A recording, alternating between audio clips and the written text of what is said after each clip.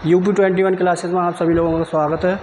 जैसा कि आपको बताइए, हम पिछले प्रैक्टिस सेट बहुत सारे कर चुके हैं और एक नए प्रैक्टिस सेट के साथ और नए उत्साह के साथ फिर क्लास को लेकर आए हैं भाई।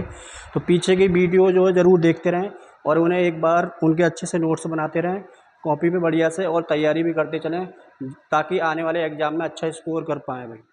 तो देखते हैं, पहले क्विक रिवीजन के तौर पर हम 5 प्रश्न लेकर आते हैं और जो भी बच्चे पीछे क्लासेस देख रहे हैं, मतलब ये वाले जो 5 क्वेश्चन है उनका स्कोर जरूर लिखें, 5 में से कितने सही कर पाए हैं भाई। तो इससे पता तो चलेगा 5 में से कौन बच्चा कितना स्कोर कर पाया है। तो ये क्वेश्चन जो है मैं ही थोड़ी सॉल्व करूँगा, मैं तो बता ही दूंगा, लेकिन तुम ज़रूर ट्राई करें और बताएं इसमें से कितने तुम सही कर पाए। पिछले जो प्रैक्टिस सेट है उनमें से ही यहाँ पर रखे गए। देखते हैं भी क्वेश्चन को। देखो, पहला क्वेश्चन बोल रहा है सौर मंडल का सबसे बड़ा उपग्रह कौन सा है।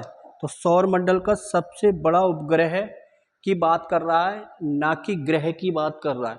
अगर सौर मंडल के सबसे बड़े ग्रह की बात करते तो आंसर हमारा बृहस्पति हो जाता, लेकिन यहाँ पर जो बात की गई है उपग्रह को लेकर चर्चा की गई है। तो उपग्रह मैंने कल बताया था, गैलीलियो के द्वारा 1610 के आरंभ में अपने दूरबीन के द्वारा 4 उपग्रहों का पता लगाया गया। उसमें 4 उपग्रहों में एक था हमारा गैनीमीड, जो कि पूरे सौरमंडल का सबसे बड़ा उपग्रह है गैनीमीड। लेकिन ग्रह की बात करेंगे, केवल ग्रह की बात करेंगे तो वो हमारा होगा बृहस्पति होगा। तो पहले का जिनका आंसर गैनीमीड है उनका करेक्ट आंसर हो जाता है भाई। वॉलीबॉल में एक टीम में कितने फील्ड खिलाड़ी होते हैं, और SSC GD 2023 में ये वाला क्वेश्चन पूछा गया। वॉलीबॉल में देखो, वॉलीबॉल में होंगे 6 खिलाड़ी होंगे, बेसबॉल में 9 होंगे, बास्केट में मैंने बताया बास्केट किससे फेंका जाता है, पंजे से फेंका जाता है, 5 होते हैं बास्केट में, 6 वॉलीबॉल में और 9 बेसबॉल में होंगे और 11 किस में होंगे, फुटबॉल में। मैंने पिछली क्लास में stargazing the players in my life पुस्तक के लेखक कौन है। तो पिछले प्रैक्टिस सेट में हमने कई सारे खिलाड़ियों की पुस्तकों को देखा, उन्हीं में से एक पुस्तक है स्टार गेजिंग, और स्टार गेजिंग रवि शास्त्री की बुक है भाई, कई बार पेपर में पूछी गई है। भारत में राष्ट्रीय एकता दिवस किसकी जयंती के उपलक्ष्य में मनाया जाता है। तो किसकी जयंती के उपलक्ष्य में मनाया जाता है, सरदार वल्लभ भाई पटेल। सरदार वल्लभ भाई पटेल। और कब मनाते हैं भैया, 31 अक्टूबर को प्रतिवर्ष ये मनाया जाता है भाई। अगला क्वेश्चन है संयुक्त राज्य अमेरिका का राष्ट्रीय खेल पूछा गया नेशनल गेम्स। तो नेशनल गेम्स जो होगा हमारा बेसबॉल होगा, और मैंने बताया होगा पीछे क्लासों में बेसबॉल में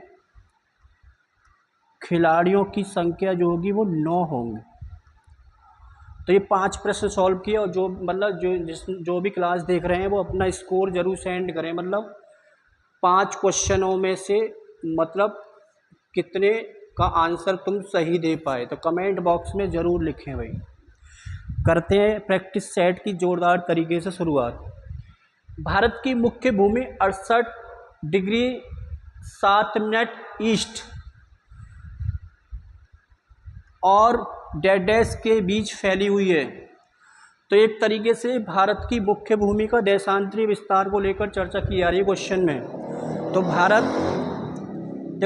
देखो ये कुछ हमारा पृथ्वी का प्रारूप है, इससे ग्लोब नाम दिया जाएगा। तो इसके बीच से एक रेखा गुजरती है, इससे बोला जाता है 0 डिग्री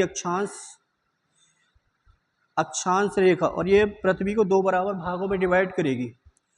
ऊपर वाला जो होगा उत्तरी गोलार्ध, तो दक्षिणी, नीचे वाला जो होगा दक्षिणी गोलार्ध।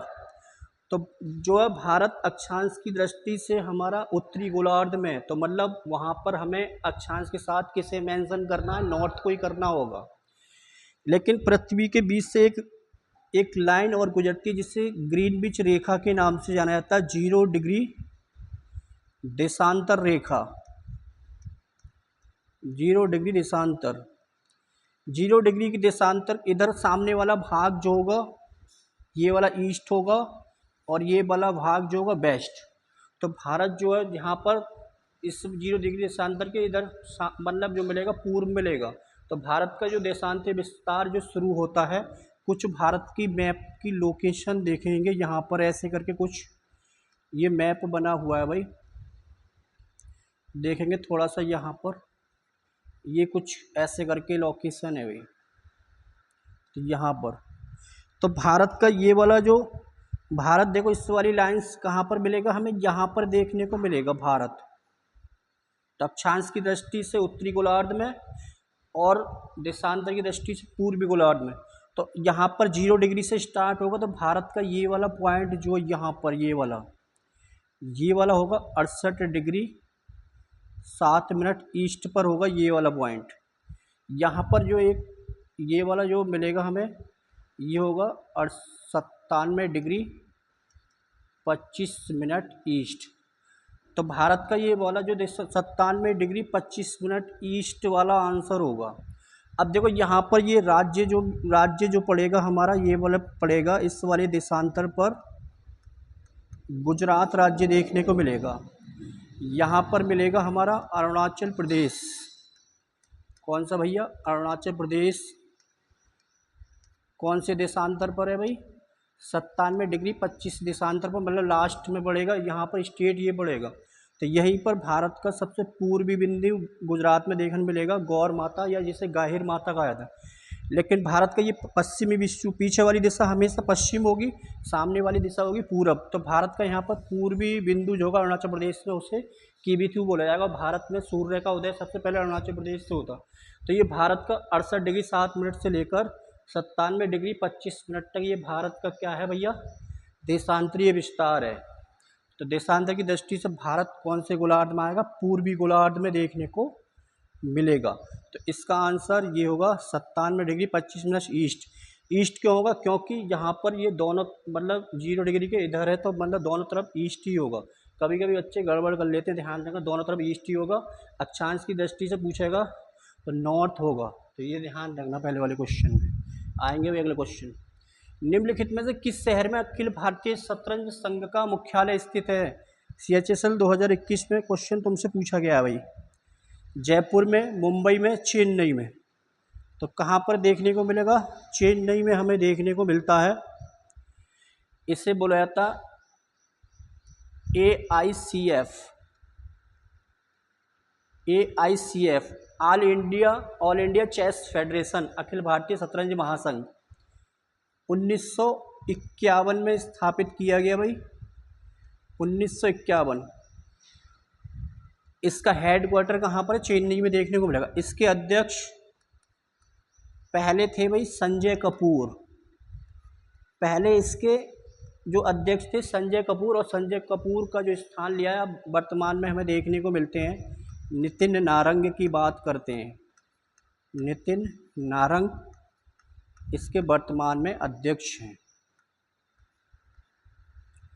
और चेन्नई को लेकर एक क्वेश्चन बहुत बढ़िया पूछा जाता है।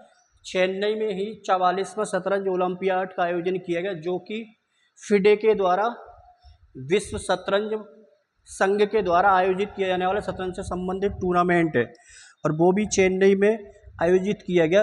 और उस 44वां, और ये पहली बार हुआ है भारत में 44वां शतरंज ओलंपियाड।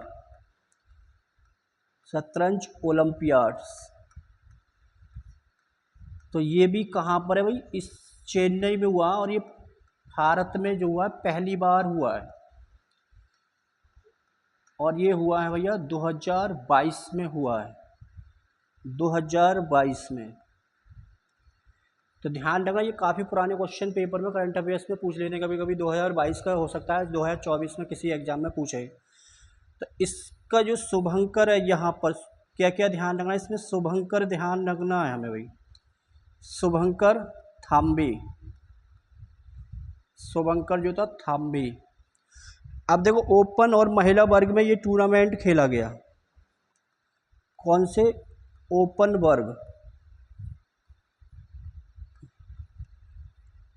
वर्ग व महिला वर्ग में ये वाला टूर्नामेंट खेला गया। महिला वर्ग अब देखो ओपन वर्ग में जो स्वर्ण पदक जीता, ओपन वर्ग में स्वर्ण पदक जीता भैया उज्बेकिस्तान। किसने जीता? उज्बेकिस्तान ने जीता। और ये क्वेश्चन किसी एग्जाम में पूछा भी गया भाई, ध्यान रखना, उज्बेकिस्तान। ओपन महिला वर्ग में ये तुम्हारा एसएससी CHSL 2023 में पूछा गया, और ये जीता महिला वर्ग में स्वर्ण पदक जो जीता है वो यूक्रेन देश ने जीता है गोल्ड मेडल। ओपन वर्ग में स्वर्ण पदक उज्बेकिस्तान, महिला वर्ग में यूक्रेन ने जीता है गोल्ड मेडल। और भारत की अगर दोनों कैटेगरी में बात करें तो भारत ने ब्रॉन्ज मेडल अर्थात कांस्य पदक जीता है। तो भारत की बात करेंगे तो भारत ने दोनों ही वर्ग में, दोनों वर्ग में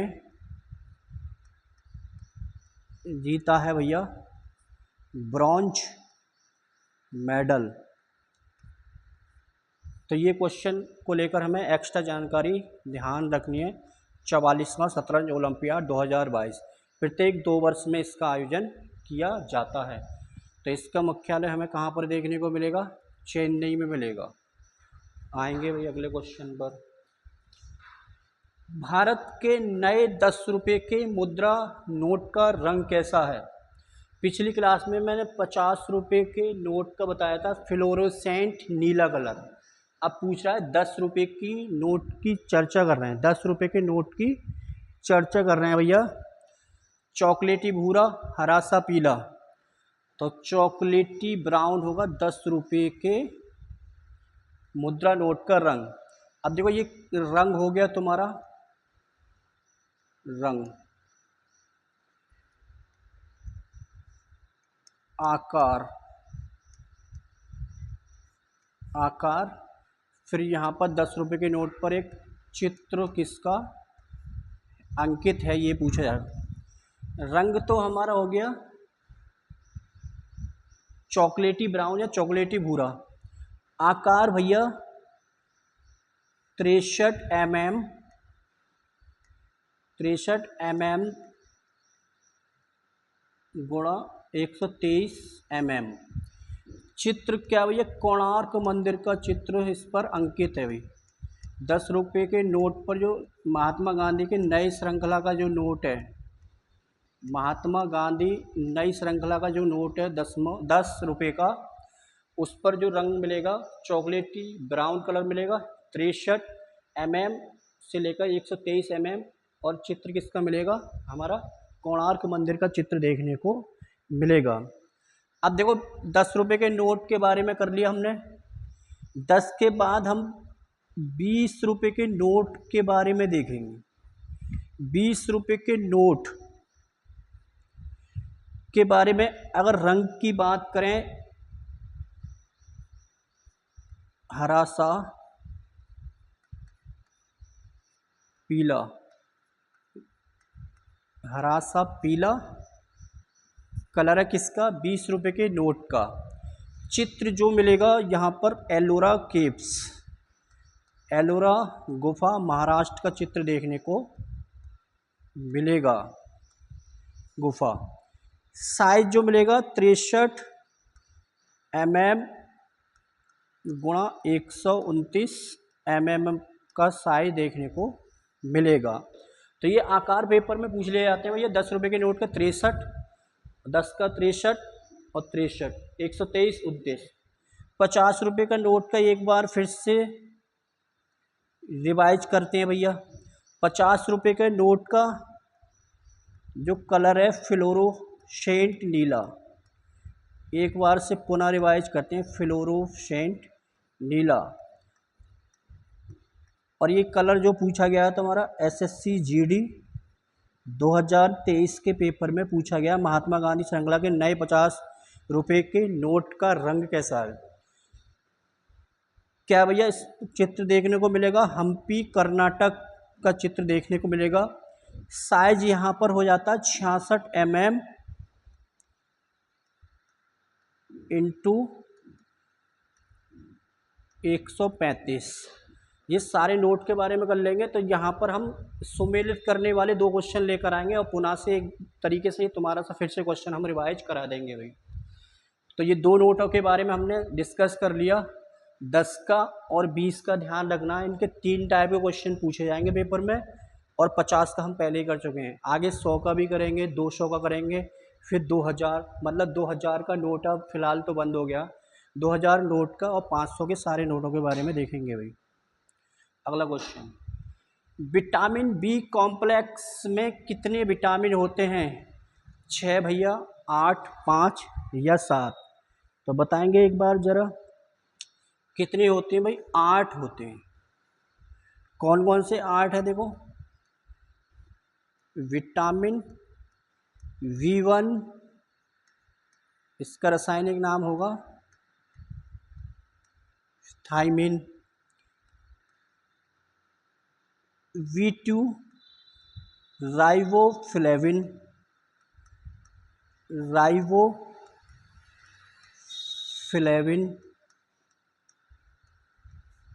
विटामिन V3 निकोटैनिक,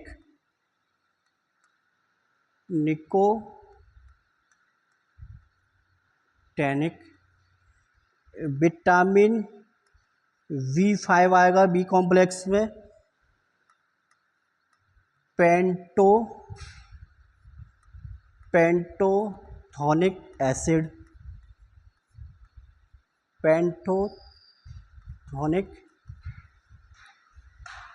एसिड। 4 ये हो गए। अब 5वां देखेंगे, vitamin B6 pyridoxine, vitamin 6 pyridoxine. Vitamin B7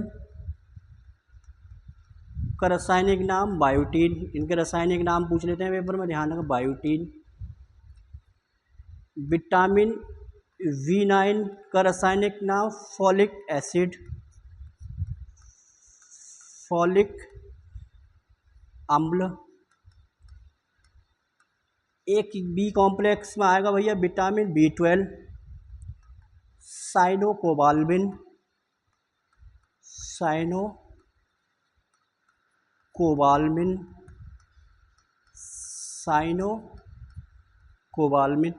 तो विटामिन बी कॉम्प्लेक्स में हमें कितने विटामिन देखने को मिलेंगे? 8 मिलेंगे। और 8 के बारे में ध्यान है, विटामिन B1, 2, 3, 5, 6, 7, 9, 12। तो इनके रासायनिक नाम पेपर में पूछे जाएंगे। तो आगे क्वेश्चन में हम इनका एक तरीके से सुमेलित करने में एक तरीके से इनका रिवीजन कर लेंगे, बीच बीच में क्वेश्चन लेकर आएंगे, तो वहाँ पर कोई टेंशन नहीं है भाई याद करने के, मैं आसानी से याद करा दूँ। क्वेश्चन नंबर अगला, पृथ्वी पर सबसे गहरा बिंदु कौन सा है? मिल्वॉकी द्वीप, तागेबा हम्बच माइन जर्मनी, बोरेनिया गुफा जॉर्जिया, मारियाना ट्रेंच में चैलेंजर डीप, तो इसमें पृथ्वी पर सबसे गहरा बिंदु मारियाना ट्रेंच में एक पड़ेगा चैलेंजर डीप। और ये कहाँ पर है? प्रशांत महासागर में स्थित है, प्रशांत महासागर में। कहाँ पर है? प्रशांत महासागर में पृथ्वी पर सबसे गहरा बिंदु। लेकिन पृथ्वी पर सबसे गहरी ट्रेंच,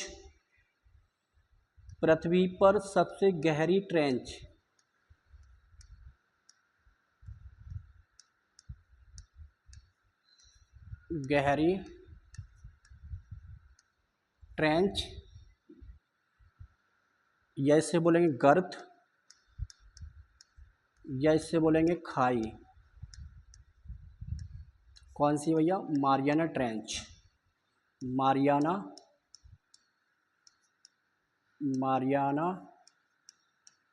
ट्रेंच। ये भी कहाँ पर है? प्रशांत महासागर में। इसकी गहराई है 11,022 मीटर। तो पृथ्वी पर सबसे गहरी गर्त या खाई है भैया मारियाना ट्रेंच, प्रशांत महासागर में 1122 मीटर इसकी गहराई है। अगर पृथ्वी पर सबसे गहरा बिंदु पूछा जाएगा तो इसी मारियाना ट्रेंच या गर्त में खाई में हमें चैलेंजर डीप देखने को मिलेगा। तो पृथ्वी पर सबसे एक क्वेश्चन पेपर पूछा गया, पृथ्वी पर सबसे गहरे बिंदु और सबसे ऊंचे बिंदु के बीच अंतर पूछा गया है पेपर में। देखो यहाँ पर लिखेंगे पृथ्वी पर सबसे गहरे बिंदु, सबसे गहरे बिंदु और सबसे ऊंचे बिंदु।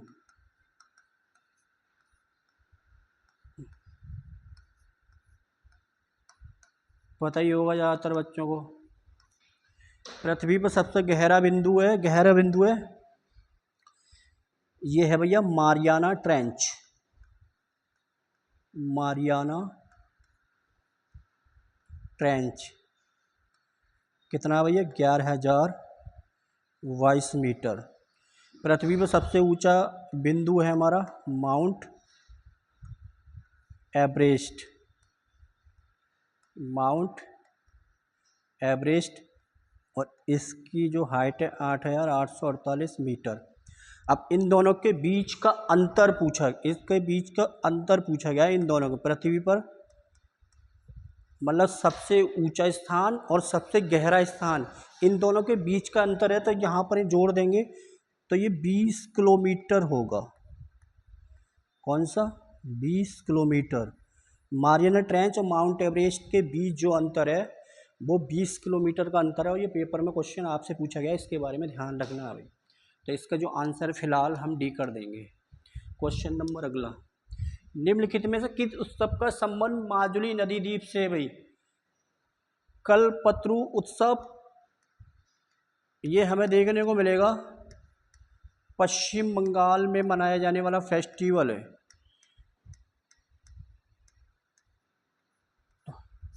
तो ऑफलाइन क्लास में मैंने नहीं करवाया, वहाँ पर नोट भी कर सकते हो, नोट डाउन। डोल यात्रा, ये भी कल की क्लास में मैंने बताया होगा पिछले प्रैक्टिस सेट में। पश्चिम बंगाल। फल्गुत्सव इसका आंसर होगा, क्या होगा? फल्गुत्सव। तिरुपति तिरुमाला ब्रह्मोत्सव आंध्र प्रदेश में है, और इसमें पूछा गया है पेपर में, तिरुपति तिरुमाला मंदिर से इसका संबंध है। आंध्र प्रदेश में ये मनाया जाता है फेस्टिवल, और ये पूछा गया कितने दिन के लिए मनाया जाता है। तो दिन के लिए तुम्हें एक ट्रिक ध्यान रखना है, यहाँ पर देखो 9 बना हुआ है, ऐसे करके ये 9 बना हुआ है, तो यहाँ पर हम आंसर कर लेंगे 9 कर लेंगे, और ये पेपर में क्वेश्चन पूछा गया, तो ऐसे करके ये ध्यान रखना है अभी। तो इसका आंसर जो होगा सी आंसर होगा, माजुली नदी द्वीप से संबंधित फेस्टिवल है। तो माजुली नदी द्वीप के बारे में पिछले क्लासों में पढ़ चुके हैं अभी। क्वेश्चन नंबर 6 पर आओ। चारों तरफ जल से घिरा भाग द्वीप तथा 3 तरफ जल से घिरा भाग कहलाता है भाई। ये कह रहा है भाई, एक तो ये है भाई चारों तरफ, यहाँ पर वाटर है, ये चारों तरफ जल से घिरा हुआ भाग है, तो इसे बोल रहा है ये द्वीप। ये वाली स्टेटमेंट बोली गई। फिर पूछ रहा है कोई भी भाग है, मतलब ये मान लो भारत है, ये वाला, ये भी 3 तरफ से पानी से घिरा हुआ कोई पार्ट है, तो ये वाला यहाँ पर ये चीज़ पूछी गई है। यहाँ पर क्या पूछा गया? ये चीज़, चारों तरफ जल से घिरा भाग द्वीप, 3 तरफ जल से घिरा हुआ कोई भाग है। इधर भी देखो अरब सागर, बंगाल की खाड़ी, इसे हिंद महासागर। देखो यहाँ पर अरब सागर, अरब सागर, इधर बंगाल की खाड़ी, बंगाल की खाड़ी है, ये भी पानी वाला भाग है, और इधर कौन सा? हिंद महासागर। तो ये तीनों तरफ जल से घिरा हुआ, एक तरफ से, 2 और 3 तरफ, और ये कोई भाग है, तो इसे नाम दिया जाएगा भैया प्रायद्वीप बोला जाएगा, प्रायद्वीप बोला जाएगा। अगर पूछा इसका उल्टा पूछा जाता है, 3 तरफ स्थल से घिरा हुआ भाग, अगर जल ना दे यहाँ पर जल की जगह अगर वहाँ पर ऑप्शन में स्थल से पूछा गया, तीन तरफ स्थल से घिरा हुआ भाग, तो वो कहलाएगा खाड़ी कहलाएगा। क्यों भाई, जैसे यहाँ पर एक खाड़ी है, ये वाली कच्छ की खाड़ी, यहाँ पर एक मिलेगी तुम्हें खंबात की खाड़ी देखने को मिलेगी। तो ये तीन तरफ स्थल से घिरा हुआ खाड़ी, तीन तरफ जल से घिरा हुआ भाग कहलाएगा प्रायद्वीप। तो इसका आंसर हम क्या कर देंगे, प्रायद्वीप कर देंगे। फ्योर्ड, कटा फुटा समुद्री तट कहलाता है फ्योर्ड। हर्मी कहलाता है स्तूप का हर्मी का स्तूप का ऊपरी भाग कहलाता है शीर्ष भाग हर्मिका। तो इसका आंसर करना था हमें ये। निम्न में से कौन गतिविधियां एक अर्थव्यवस्था के द्वितीय क्षेत्र से आती हैं? अर्थव्यवस्था के आर्थिक गतिविधियों को मैंने तीन क्षेत्र पीछे क्लासों में बता रखे हैं। कानूनी परामर्श, सलाह, कानूनी परामर्श तृतीय क्षेत्र में आएगा। बैंकिंग भी एक सेवा है, तृतीय क्षेत्र। चाय बागान कृषि से संबंधित है, प्राथमिक क्षेत्र में आएगा। तो उद्योग इंडस्ट्री जो आएगी वो किस में आएगी, द्वितीय क्षेत्र में हमें देखने को मिलेगा। यही पूछा गया और पीछे हम इसके जो कई सारे क्वेश्चन मतलब क्षेत्र के बारे में कर चुके हैं। तो क्वेश्चन नंबर 7 का जो डी आंसर होगा वही क्वेश्चन है। भारतीय रिजर्व बैंक के आधिकारिक चिन्ह में शामिल है। तो आरबीआई के बारे में मैंने पीछे क्लासों में बहुत सारी बताऊंगा। आरबीआई के द्वारा मौद्रिक नीति जारी की गई थी, कब स्थापना की थी, स्थापना के समय कितनी पूंजी थी, कार्यालय मतलब जो मुख्यालय वगैरह सारे मतलब आरबीआई के गवर्नर के बारे में बढ़ेंगे। लेकिन आधिकारिक चिन्ह के बारे में ये नया क्वेश्चन है। पीपल का वृक्ष थोड़ी है भाई यहाँ पर, ना ही सागौन का मिलेगा ना ही बरगद। तो आरबीआई के प्रतीक चिन्ह में हमें देखने को मिलेगा ताड़ का वृक्ष देखने को मिलेगा। और एसएससी जीडी कांस्टेबल 2021 में पूछा गया है। ताड़ के वृक्ष के नीचे एक मिलेगा हमें, कौन मिलेगा, टाइगर देखने को मिलेगा। तो यहाँ पर ये क्वेश्चन इतना ध्यान रखना था। जीएसटी एक अप्रत्यक्ष कर है। देखो पहला एक क्वेश्चन तो इसी में मिल गया। जीएसटी कैसा कर है, इनडायरेक्ट टैक्स, अप्रत्यक्ष कर। कब लागू किया गया, 1 जुलाई 2017 से लागू किया गया। तो दो क्वेश्चन मिल गए तुम्हें यहाँ पर। विधानसभा में जीएसटी कानून पारित करने वाला भारत का पहला राज्य कौन सा था? तो एमपी पटवारी में ये क्वेश्चन पूछा गया, बिहार। तो बिहार तो जीएसटी लागू करने वाला दूसरा राज्य है, जीएसटी लागू करने वाला सेकंड राज्य होगा। जम्मू कश्मीर होगा अंतिम राज्य, लास्ट स्टेट कौन सा है, जम्मू कश्मीर, जम्मू कश्मीर होगा। अब इसमें जीएसटी लागू करने वाला पहला राज्य असम होगा। कौन सा, असम। देखो जीएसटी के समय एक तो राष्ट्रपति पूछा जाएगा पेपर में। देखो क्या क्या पूछेंगे पेपर में। राष्ट्रपति जब जीएसटी लागू हुआ था कौन थे, प्रणब मुखर्जी थे, प्रणब मुखर्जी साहब इस समय राष्ट्रपति थे, इस समय राष्ट्रपति। विधेयक कौन सा था भैया, विधेयक कौन सा लाया गया, 124वां विधेयक। और संविधान में कौन सा संशोधन किया गया, संविधान संशोधन 101वां, संविधान संशोधन, संविधान संशोधन कौन सा था, 101वां था भाई। विश्व में जीएसटी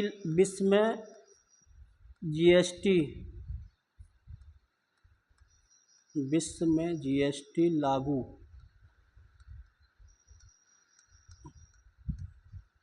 करने वाला जो देश था फ्रांस था भाई। तो विश्व में सर्वप्रथम जीएसटी लागू करने वाला देश कौन सा था, फ्रांस। और कब लागू की गई जीएसटी, 1954। पूछा गया है एक बार आरआरबी एनटीपीसी में कि भारत जीएसटी लागू करने वाला विश्व का कौन से नंबर का देश। तो भारत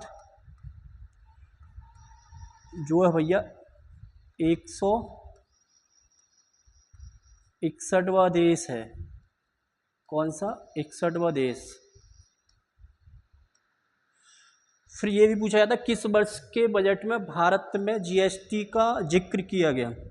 तो वर्ष 2006-07 के बजट में, वर्ष कौन सा, 2006-07 के बजट में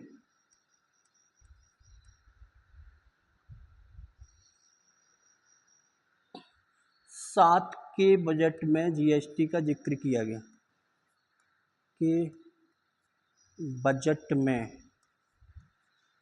पहली बार जीएसटी का जिक्र या जीएसटी को लेकर चर्चा की गई। अब देखो ये इम्पोर्टेंट क्वेश्चन है, बहुत कम लोगों को पता होगा ये वाला क्वेश्चन, और ये क्वेश्चन तुम्हारे पेपर में पूछे, सारे क्वेश्चन पेपर में पूछे गए।